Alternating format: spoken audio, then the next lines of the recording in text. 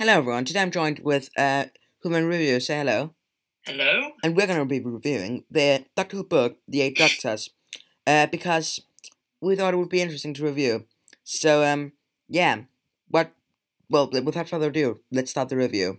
So, of course, this story is quite unique because of the plot and stuff, and what did you think of the way that was sort of like, we get introduced to like, the Doctor loses his memory, and then he, goes on this journey to like get back his memory, and then like he meets every single doctor in order, and then he basically gets his memory back. What did you think of that? Uh, yeah, I mean, the Eighth Doctor is literally. We should rename him the Amnesia Doctor because he's had amnesia about 6 times already. Like 9 times actually, if you count Big Finish and stuff. Oh, God. Like it's really well, poor guy, I guess, because like he loses memory in Orbis, he loses memory in I think, I think he's trying to go to the trouble of getting Eric Roberts as master. yeah, He's that's just trying to probably get rid why. of him from his memory, but it just doesn't work. He just keeps wiping all of his memory. Oh yeah. Um, to the point where actually in the big majority of Orbis he had like a 200-year-old he like stayed on this planet for 200 years where he just chilled and had fun where he couldn't remember anything. Not even joking. Um, so Should we get yeah, back to the book now? yeah. Let's talk about the book. So Right. of course we get introduced to the Doctors during important stories for the most apart from all the Doctors apart from the Seventh Doctor. So we start with William Hartnell during An Unearthly Child. First 5 pages, just 5 pages. Yeah, it's basically just 5 pages of the Doctor going like hello, and then the first Doctor going hello, my boy, and that's like basically it. And then and then I know. So much missed opportunities. yeah, My two favorite classic Doctors. it's really quite. I think it's just to sort of introduce people to the story. Yeah. Yeah. And then we get introduced to the second Doctor 5 pages later, where he first he during the War Games, and then like but before he meets the second Doctor, he pretends to be like this Roman general, and there's some stuff about that, and then I liked that You bit. know, that bit, it kind of confused me, but then I realised I'd accidentally skipped 2 pages. That's why I couldn't understand what was going on. Oh, yeah, I quite like that bit. I read the back of the 2 pages, though, and it made more sense. Yeah, yeah. I was just wondering which Doctor they were talking to, second or eighth. Oh, yeah. So that was that basically, where like he pretended to be a Roman general. Then he met the second Doctor, and it was only like around 15 pages, probably more like 10 pages. Wasn't very long, but I quite enjoyed it. I quite enjoyed that bit. Yeah. Yeah. Then there's I love that line where it says, "Are you going to come?" Okay, I can't actually do a Patrick Troughton impression, but you know that line where he says, "Are you going to keep coming up in most awkward moments in my lives?" yeah, that was so good. That was so good. Yeah, and like the second Doctor bit and the first Doctor bit, they're sort of just most like they're just there to introduce you to the story, but like they are enjoyable. The first Doctor bit's only like 5 pages, so yeah, but like they are enjoyable. The second one is quite enjoyable, sort of a bit filler just to introduce you, but it's quite enjoyable. Then of course the third Doctor bit, and this is just the third Doctor bit's basically just a huge continuity reference because it's I set. know, I haven't even seen the Daemons or the Sea Devils. That's why I didn't get it at first, which is a bit annoying.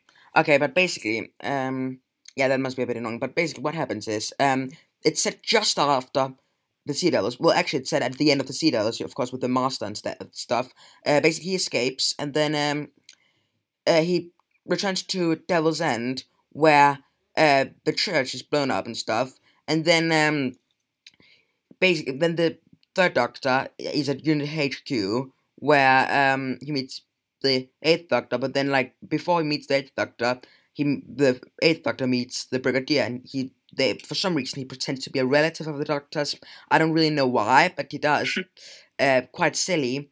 But then the Master turns up, and then the third Doctor goes really out of character, and I'm not a big fan of that bit. Mm. What did you think of that? Well, yeah, I wasn't really a fan of that bit. Those few pages where discussing his exile and everything, and then the Master just pops up out of nowhere. Yeah. I mean, he's to give the Doctor the Deus Ex Machina at the end. Yeah, I mean, he's at Devil's End, but then suddenly he's at Unit H. I guess he could have, like, well, okay, yeah, just yeah. Mm. But then let's move on to the fourth Doctor bit.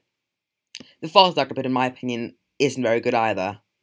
No. It's quite, in my opinion, it's too long.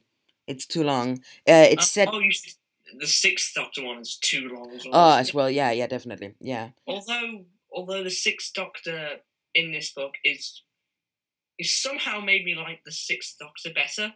Okay. I don't know why. I don't know why. It just made him seem more comedic, to be honest. Yeah. I guess so. Yeah, it made him seem a little less arrogant. Yeah. But the fourth Doctor bit, yeah, basically it's set just after State of Decay, where Romana gets tricked to help. Someone says to her that there's a sick child she has to help, but then it's a trap, and there's some vampires and stuff that are behind it. And then the Doctor saves her, and then that's basically it. Yeah. Not very good, in my opinion. Drags because. Well, at least he didn't use Adric. That's all I can say about that. Yeah, at least he didn't use Adric, but in my opinion, it's basically just like 35 pages of sort of that, like, a very, very simple plot. And not very good. But then let's move on to the fifth Doctor bit. Yeah, that was my favourite part. I agree, it was awesome, because, okay, it was very, very continuity referencey, because, okay. Although the Five Doctors is one of the ones I actually see, and one of the few that I actually own on DVD as well, so. Okay, that's quite nice. Yeah. Yeah. So it's set just after the Five Doctors for the Fifth Doctor's point of view. And basically, he has this conversation with Tegan and Turlo about meeting himself and stuff, and then they're like, but can't you, like, meet future versions of yourself? And he's like, nah, not gonna happen. And then 5 minutes later, they're like, he decides that they need to go to the Eye of Orion because that's his favorite place ever. And then when they're there, a Ransomware robot turns up, and they trick it, so they do something to make it stand still. And then Sontarans arrive, and they have a massive battle.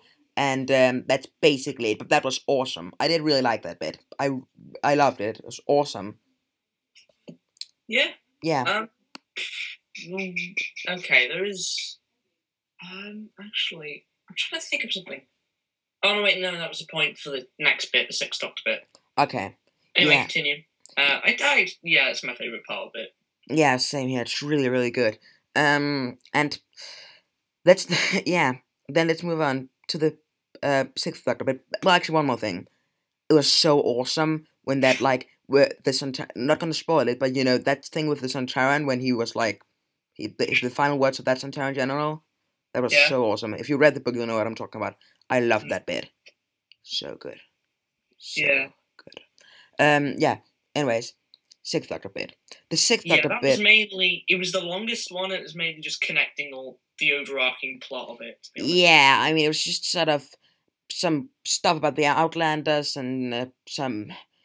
To be honest, it was really boring. I mean, it dragged like so much. It was like 50 pages of just sort of kind of a boring plot about someone wanted to kill the Doctor and set around the trial where the Valiant it starts off with Valiant trying to trick the Doctor, but then by creating an alternate timeline or something, and then the Eighth Doctor saves him, and then there's this. I guess it tries to be a political thriller, but it isn't really. It's just sort of, by the way, this book definitely isn't canon. Why not? Because the Doctor literally changes all the events. True.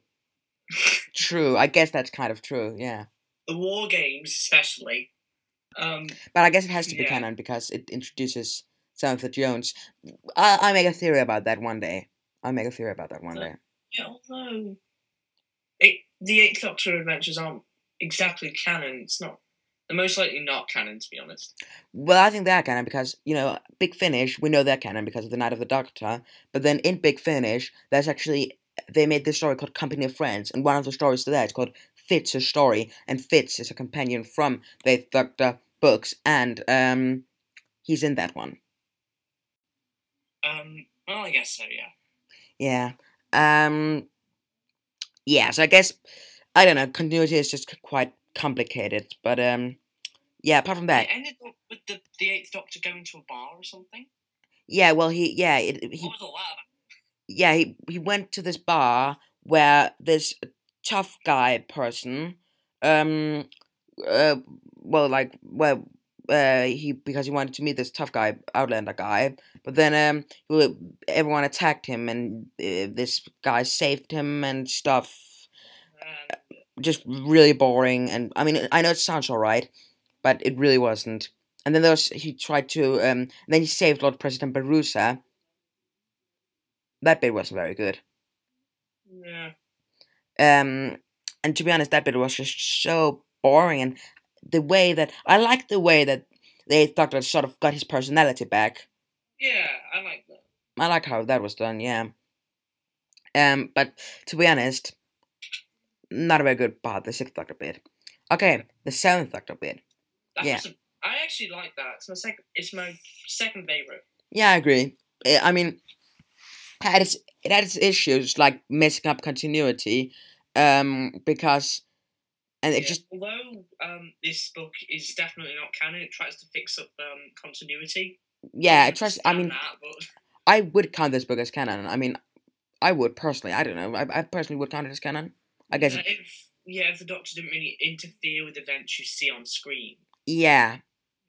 But then again, time stops, and it's described as time stopping. So I guess I don't know. Yeah. But yeah, so the Seventh Doctor bit, basically, it's the Master goes to this place where people can cheat death, this planet where people are like starving and stuff, but like they have the ability to cheat death because they know these worms that they swallow, and then they can basically the thing from the TV movie. Then he buys one, well, a lot of them, and then he experiments on them, and then he creates like an ultimate version of them, and then that's just sort of there. It's not like if you could have removed that bit and you wouldn't lose anything. It's just sort of in the sense, but they don't even meet up, the Master and the Doctor. Yeah, but I really liked how they explained it in the TV movie, because that is one of my major complaints in the TV movie. That bit, yeah, I mean, it was a good explanation, even though another issue. I know this is just complicated, but as I said earlier, Fitz from the Fitz is in Big Fin in One Big Finish Audio, but he is but the Master. It's said that this is like the Master. Last time the Doctor and the Master met, it was during Survival, but he's in. But then again, there's a Seventh Doctor audio with the Master called Master. I don't know. I guess it's only like the narration. If you can, the book narration. I don't know what to call it. Master could be set before Survival, or is it not? I don't think it is because like he doesn't travel with anyone. But that's for another day, I suppose. Yeah, continuity is really messed up sometimes. Continuity is really, really messed up sometimes. Books and Big Finish and all that. Yeah, especially because like some audios make it sound like they're both canon. Some books make it sound like they're both canon. But then some of them mess them up. Like Evelyn is an Instruments of Darkness, but it messes up Thicker Than Water. It's just very, very complicated. That's another video for another time. But basically, then the Seventh Doctor arrives on Metropolis 3, where he gets attacked by this massive spider. The Eighth Doctor shows up, kills the spider, and they have a conversation in the TARDIS and drink some tea. With the Deus Ex Machina device. Yeah, using the tissue compressionate thingy. So, yeah. Then he arrives back at the place where he was at the beginning, Tutter's Lane, and he meets Samantha Jones again. She then, but someone's about to kill her, but then, because of the drug thingy, and then, the Doctor, she runs into the TARDIS, because, she wants to travel with him, and then, basically, they have a conversation about, like, their names, basically, where he calls himself John Smith, and she's like, oh, I'm called Samantha Jones, so it's like Smith and Jones, what a perfect combination. So, yeah. Interesting. Yeah, and she might actually be related to Martha from You. She might be, I mean, she's called Jones, I don't know. Oh. Anyways, what would you rate this book? 7 out of 10. Yeah, I'll give it a 7 as well, because 2 awful bits, and a lot of sort of pretty good bits and some really, really good bits. So Yeah. What were the awful bits for you? Fourth and sixth. yeah. Yeah, the awful bits were 6 and 4. I thought was okay, to be honest. Really? Okay, fair enough. Yeah. Yeah. Although it did drag a lot, I can understand that. Yeah, and I think like it's so annoying when like a book gives you like useless information and stuff because you know it's different when it's like an audio or on TV when there's like useless information because it's different when it's a book in my opinion. Like when something drags in a book, it's more annoying than when it's on TV Yeah, or audio. you don't have to take it all in Yeah, and read it at the same time. yeah, Well, you could just listen to a big finished audio or watch TV and stuff. yeah. But so, would you recommend this book? Yeah, probably. If you can actually understand a lot of canon. Yeah, I mean, I've personally watched every single TV story, so I was like, yeah, that's a continuity reference. That's a continuity reference. But Yeah. but As someone who's only watched about 25 classic stories, it kind of confused me a bit. yeah, I mean, it's kind of. I think if you're like a massive fan, like me or something like that, you'll probably get it. But if you haven't watched that much, you probably will get quite confused. But if you are like a massive fan and you're sort of if you like the books and you haven't read this, yeah, pick it up, sure, yeah. That's why I tend to stay away from past Doctor Adventures and 8th Doctor Adventures, to be honest. A lot of continuity references sometimes. Yeah, there are some of them. Like Instruments of Darkness, I gave up on that one. It was really bad, but like it was basically like there was some stuff with Eve and Smythe, and she's a companion from Big Finish and stuff. Yeah, I kind of looked her up a bit. Yeah. But anyways, that's it for me. Have a great day, and I'll see you next time for another video. And my next video will probably be my 200 subscribers live stream. Well, that'll be up very, very soon. So have a great day, and I'll see you guys next time. Bye, everyone.